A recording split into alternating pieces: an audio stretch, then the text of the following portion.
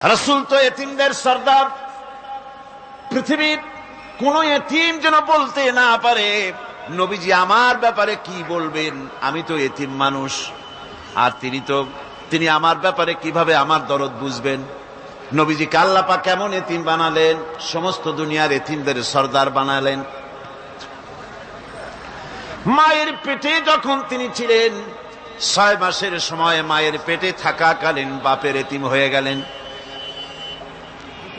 যখন প্রসব বেদনা শুরু হয়েছে মায়ের, দুনিয়ায় যখন তিনি আসবেন, হযরতে আমেনা ঘরের ভিতরে বসে তার অবস্থাটা কি, এই সন্তান পৃথিবীতে আসতে পরে যিনি সবচাইতে বেশি খুশি হবেন তিনি তো আজ দুনিয়ায় নাই।